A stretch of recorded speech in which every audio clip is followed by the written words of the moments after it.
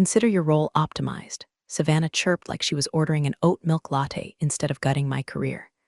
It was 9:03 a.m. She was wearing some kind of floral fever dream, like a TJ Maxx display rack mated with a mimosa brunch, and I swear to God, she said it while holding a fidget spinner. No eye contact, just vibes and hubris. We were supposed to be doing a routine systems ops check-in, quarterly compliance review, SOP updates, the kind of thing that keeps us out of orange jumpsuits when the federal auditors come sniffing. Instead, she blindsided me with a pink slip on letterhead I'd helped design for HR back when we still gave a damn about internal dignity. Her freshly gel-manicured hand held the page like it was a wedding invite to her own promotion party. "We're moving toward leaner systems," she said, like she even knew what a certificate chain was. I didn't argue. I didn't cry. I didn't even blink. I just reached into my laptop bag, pulled out the secure access dongle, the one with my initials laser-etched into the chrome casing, and set it gently on the desk. Not angrily, not theatrically. Just quietly, like a tombstone. She didn't even look at it. And let me pause for 1 second here. If you're the kind of person who likes watching karma do the Macarena in a glass office, make sure you subscribe and tap that little thumbs up. Seriously, 93% of y'all listen without subscribing, and it kills the team's motivation faster than a bad password reset. You clicking that button? That's like handing us a coffee after a 12-hour day in the IT war trenches. Appreciate you. Anyway, I turned and walked out before Savannah could say another syllable of buzzword salad. Didn't even give her the pleasure of seeing my face. Elevator was dead quiet, just me and my thoughts, and the low hum of betrayal in fluorescent lighting. 14 years. 14 years of building up a data relay system that could survive a Category 5 hurricane, a Chinese cyber strike, or even, God forbid, a federal budget freeze. And it was all erased with a sentence that sounded like it was drafted by an intern on Adderall. As I walked past the reception desk, I noticed Savannah had already updated her LinkedIn, excited to lead a new era of agility and operational excellence. Sometimes optimization means tough choices. She even had the nerve to hashtag it, #leanleadership. The worst part? Nobody questioned it. Not the CEO, her uncle, sipping his morning turmeric shot while probably assuming compliance was just a checkbox on a PowerPoint. Not HR. Ghosted me the moment I asked for clarification on severance. And certainly not the board, who'd rather spend $1 million on consulting firms than read the technical brief I'd written on the importance of a single point of keyholder failure. See, I wasn't just a cybersecurity lead. I was the keyholder of record on a $400 million government relay contract. My credentials were nested through 3 agency verifications, fingerprint mapped, linked to 2 layers of encrypted physical backups. You don't just replace that with a slapdash Slack message and a Starbucks gift card. But Savannah didn't know that, and no one cared enough to tell her. I spent the rest of the morning at home, sitting on my porch swing, sipping lukewarm tea, and listening to the wind rustle through the brittle September leaves. Somewhere out there, deep in the belly of our server architecture, I knew the systems were running on inertia. Protocols set to auto-renew, certificates auto-pinging. But without my clearance, eventually those little digital soldiers were going to hit a wall. And when they did, someone would call, probably legal, maybe the CEO himself, but definitely not Savannah, because she wouldn't understand what was happening until the screen said exactly what I knew it would. Awaiting reauthentication by keyholder of record, K. Davis.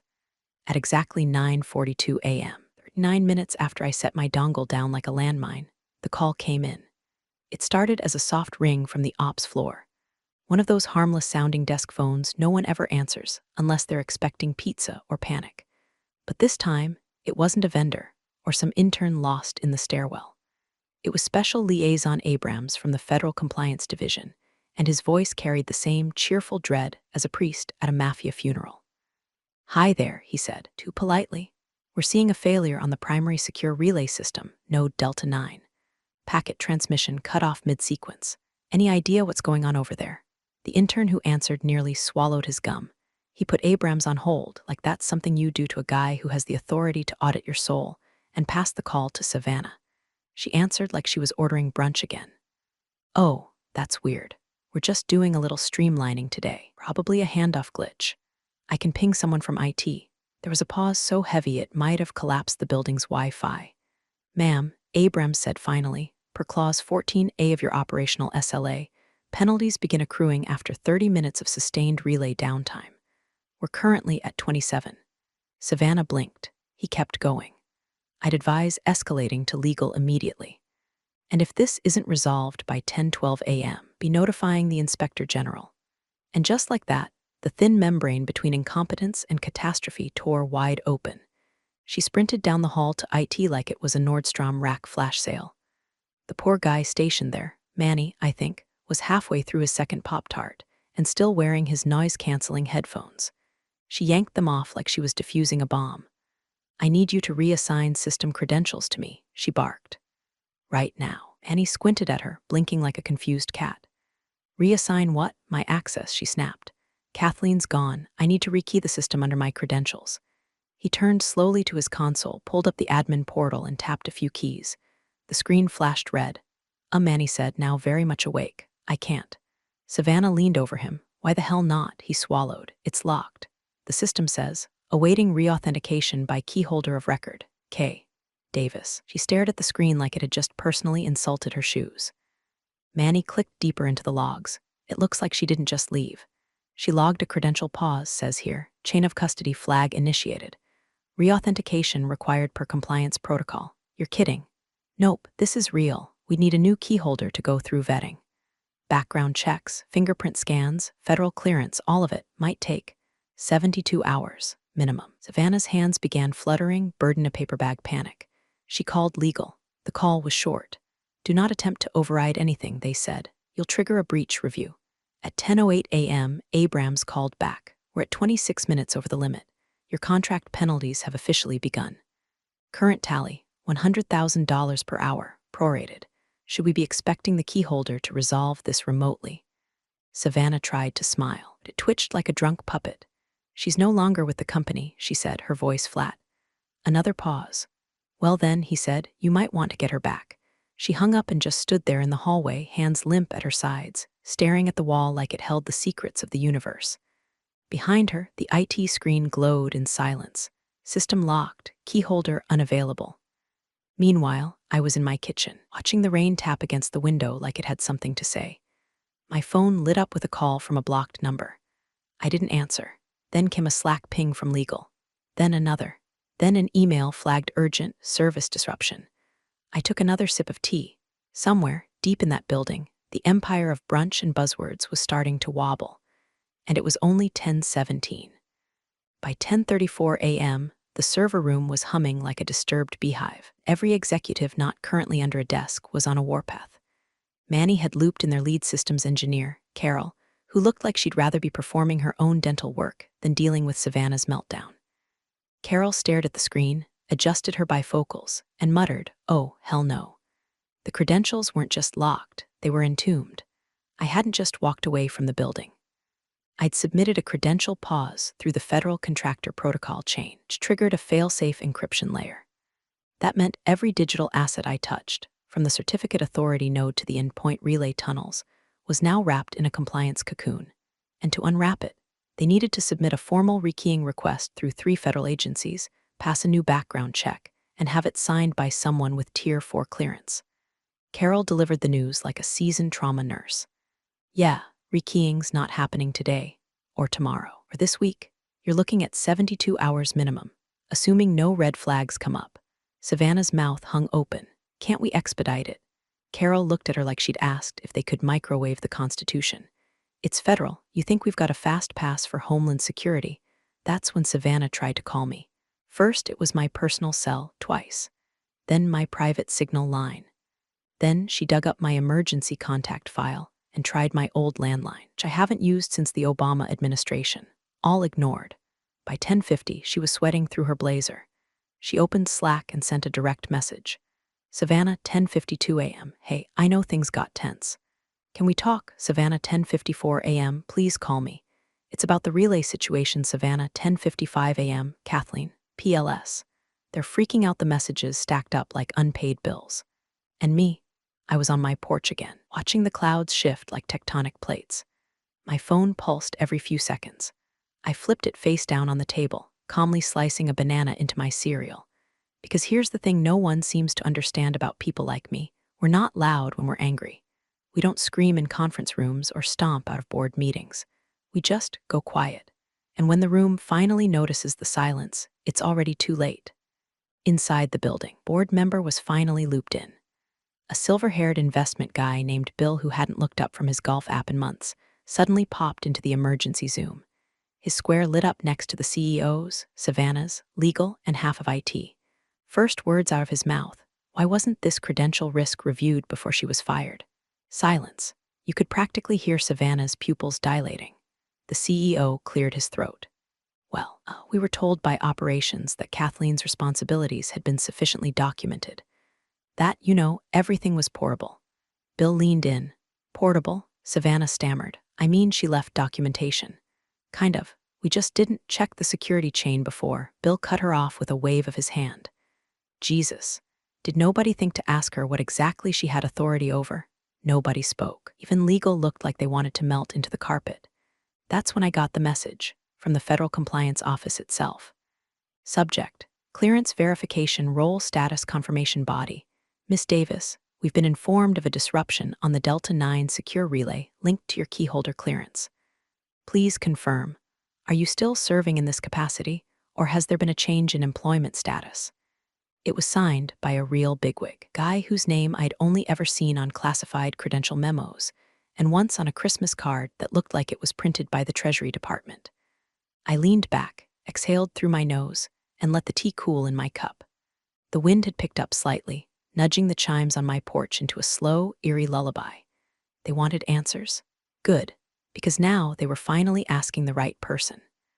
By 1:06 p.m., the relay timer rolled past the 3-hour mark. The penalty clock lit up like a Vegas slot machine. $300,000 and counting, with no end in sight.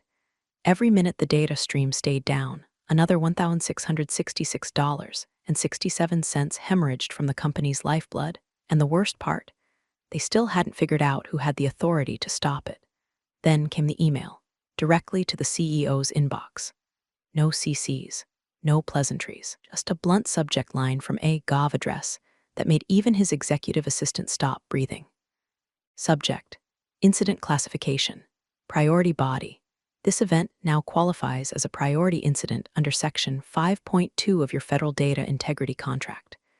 We have notified the Inspector General and are initiating an external compliance audit. Please be prepared to provide a list of responsible personnel, full access logs, credential chain documentation within 24 hours. Savannah read it over the CEO's shoulder and turned the color of skim milk. The kind of paleness you don't recover from with a motivational podcast. Her voice cracked like a middle school trumpet as she blurted out, okay, well then we just hire Kathleen back. Just temporarily, just to fix it. Legal didn't even look up. Absolutely not, she blinked. Why not? The company's general counsel, Vera, cold as a busted AC unit, tapped her pen on the table and replied, because it could be interpreted as an admission of negligence and lack of contingency planning. We'd be opening ourselves up to liability, not just with the feds, but with every vendor tied to the relay. You want a class action clause review on top of this.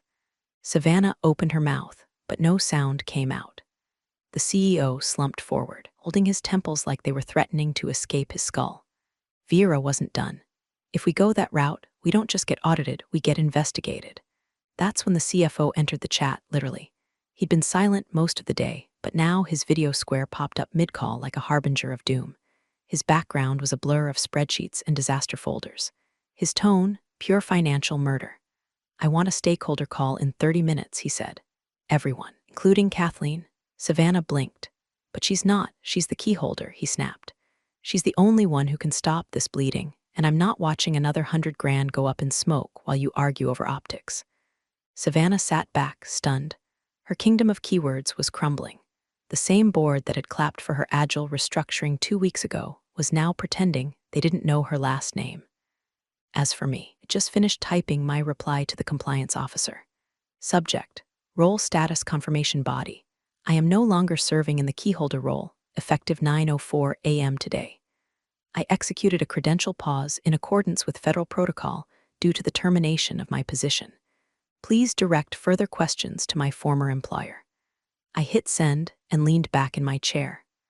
My phone vibrated again, this time. A private number I recognized, the CFO's office line.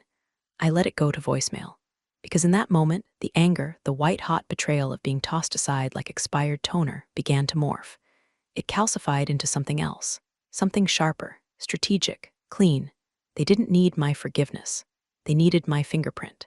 And I was done giving those away for free.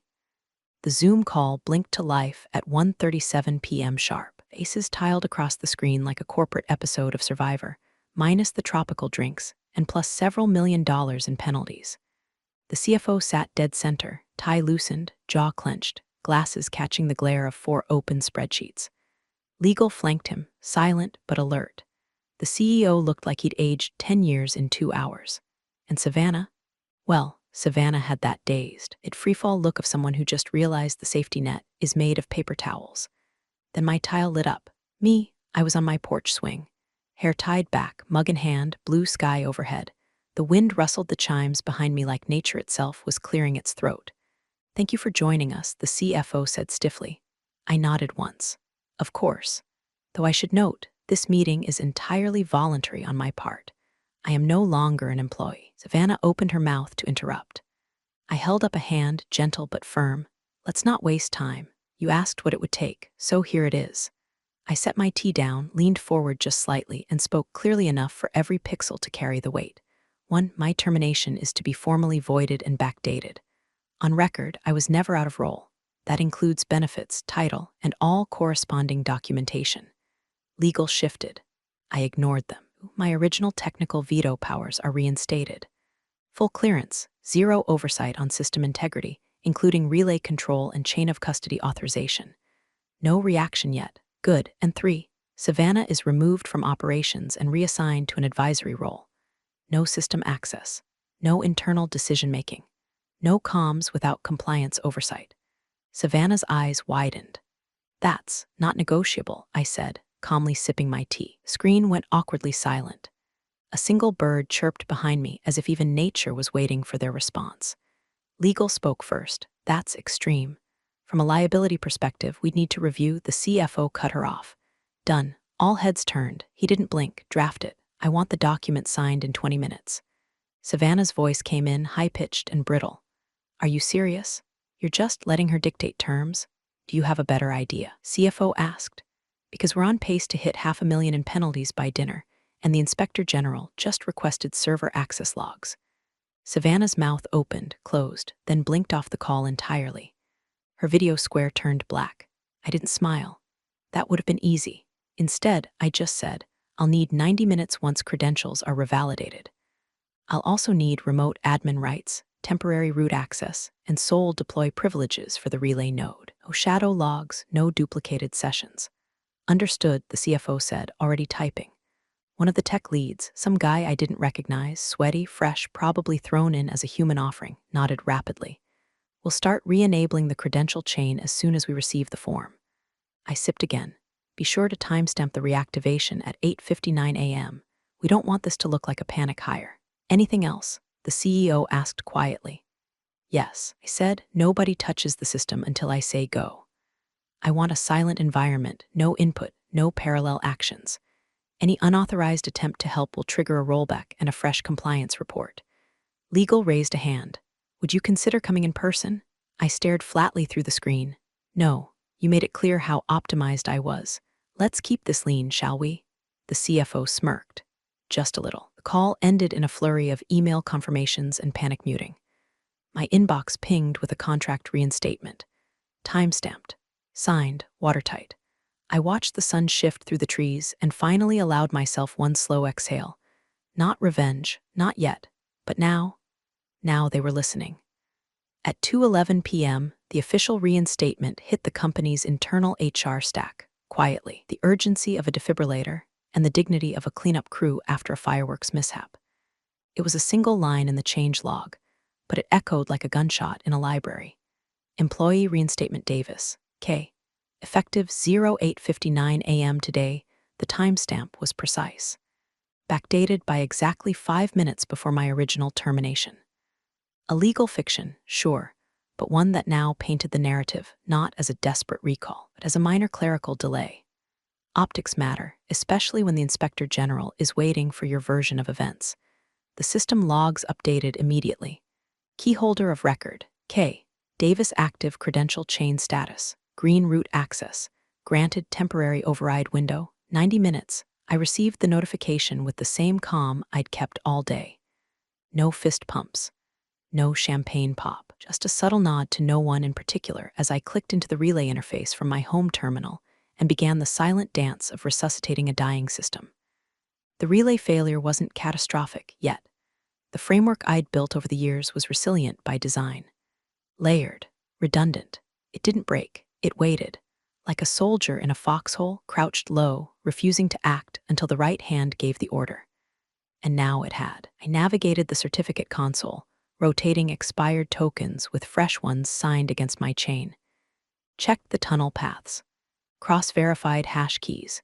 No assistance, no interruptions. Just one woman, one terminal, and a symphony of encrypted silence. At 3:34 p.m., the system chirped. Delta 9 relay. Stable throughput. Normal security handshake. Verified penalty clock. Halted at $400,000, I watched the logs scroll like rainfall on a windshield.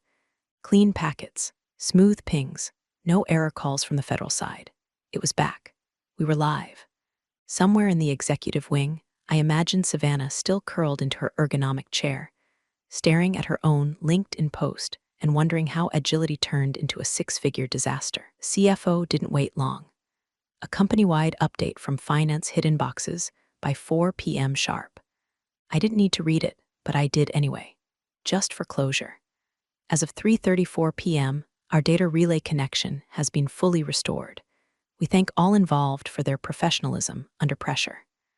The temporary service interruption resulted in approximately $400,000 in federal SLA penalties, in addition to 2 formal warnings from client agencies and a pending third-party audit. We are evaluating procedural safeguards to prevent similar oversights moving forward. No names, no direct blame, but buried in the fine print was the part I savored, the acknowledgement that all damage was incurred during a brief interruption in active keyholder oversight. Translation: the one time they ignored me, the sky fell. Meanwhile, Savannah's Slack status changed to 000 back Monday. Nobody believed that. Not after the day we just had. Not after legal quietly removed her from the compliance thread. I closed my laptop and stood from the porch swing, stretching my back as the breeze picked up again. Professional satisfaction doesn't always look like applause. Sometimes it looks like silence, earned, complete, and uninterrupted. And in that silence, it just reminded them who built the walls they lived inside. The emergency board session was convened at 5:00 p.m. sharp, marked mandatory in the subject line and high sensitivity in the header. No cameras off, no assistants allowed, no room for excuses. Just 23 faces on screen, all frozen in that particular flavor of corporate dread, reserved for scandal, subpoenas, or explosive loss of federal funding. Savannah logged in 2 minutes late, breathless and shiny-faced like she'd sprinted through a perfume counter. She tried to lead with confidence. I appreciate everyone making time on short notice, but her voice cracked halfway through, and her eyes kept flicking down to her phone like it might rescue her. The CEO tried to set the tone. Let's treat this as a lessons learned opportunity. The CFO cut him off. Let's treat it as what it is, damage control. Then someone said, bring her in. That's when my tile popped up. I wasn't there long, didn't need to be. I'd emailed my packet in advance, a time-stamped chronology of events from 8:57 a.m. to 3:34 p.m. It included Savannah's internal memos, Slack messages with IT, her optimization campaign notes, and a screen cap of her LinkedIn post, still proudly proclaiming a streamlined transition that cost them $400,000 and nearly their federal contract. I spoke for less than 4 minutes. I'm not here to assign blame, I said evenly, just to provide context. I outlined how the credential pause was a compliance obligation, not a vendetta. How I had followed every protocol to the letter. How access logs showed 0 system changes between my departure and my reinstatement because the system refused to trust anyone else. And then I shared one last screenshot. It was a Slack message Savannah had sent to IT at 9:38 a.m., 15 minutes after firing me. Savannah, 9:38 a.m. Do we really need to keep the keyholder crap active? Can't we just, reassign and move on? No one said anything for a moment. Then one of the older board members, a woman who'd built the company's original compliance division back when Savannah was still doing glitter crafts, unmuted and sighed. She should have been shadowing you, Kathleen, not firing you. Savannah's head snapped up. Wait, hold on. None of that was malicious. I wasn't briefed on how. The CTO leaned forward. You never asked. Savannah's face flushed. I didn't think I needed to. I was told the system was stable, and I was trying to move fast.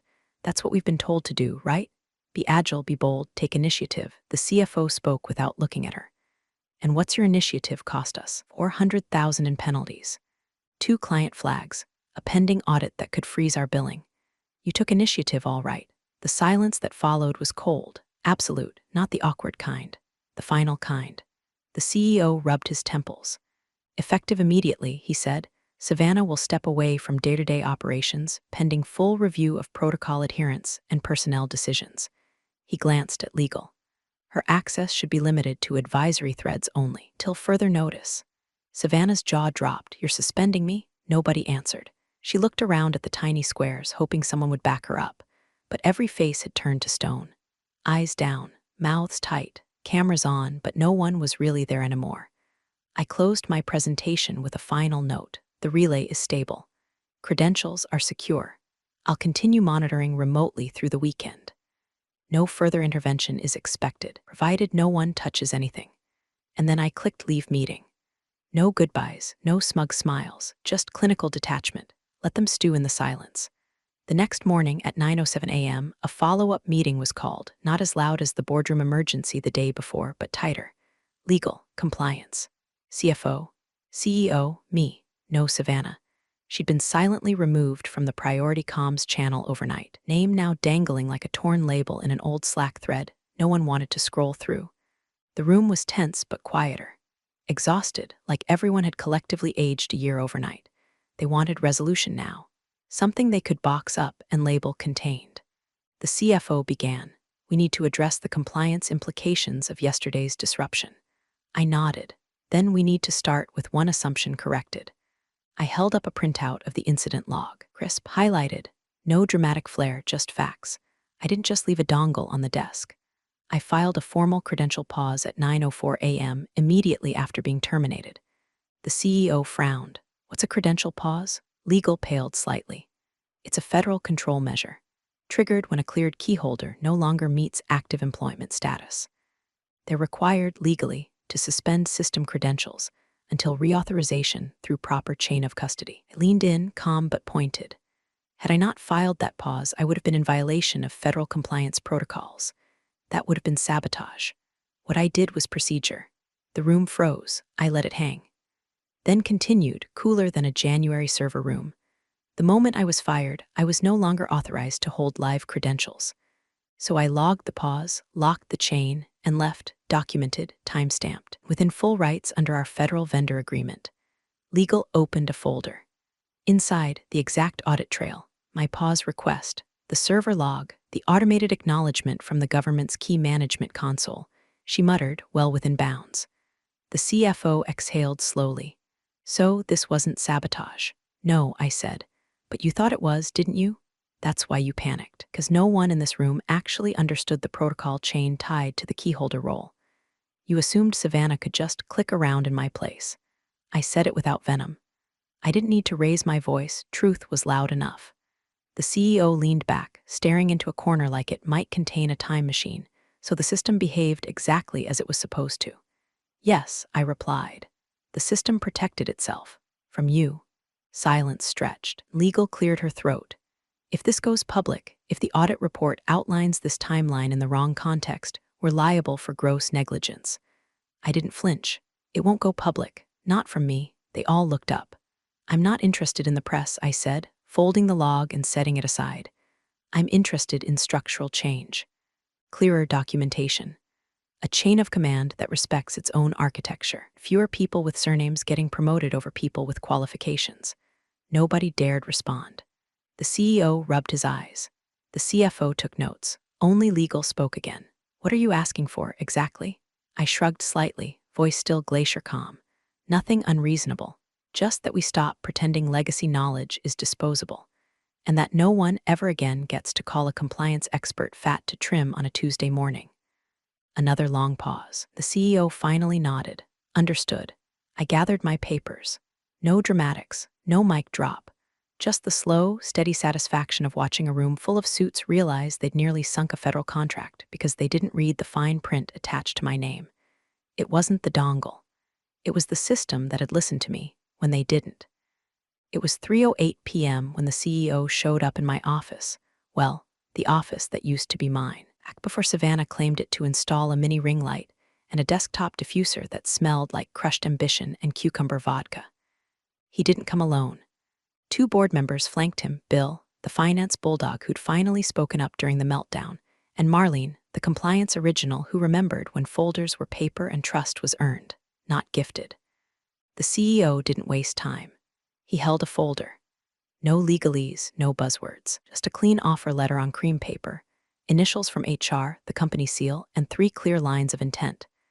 Position: Interim Chief Operating Officer mandate, compliance integration and federal liaison rebuild authority, full systems veto, budget discretion, access route no begging. No speeches. Just a soft "we'd like you to come back. On your terms." Savannah's name was never mentioned. Didn't have to be. By then, she'd already been quietly transitioned out. Not fired, not exactly. Just reassigned so far into the margins of the org chart that she might as well be doing brand audits for the intern orientation slideshow. Her access was suspended. Keycards deactivated. Laptop returned. Her advisory role was just air and a title. No decision power, no Slack threads, no visibility beyond a generic email alias that no one was copied on anymore.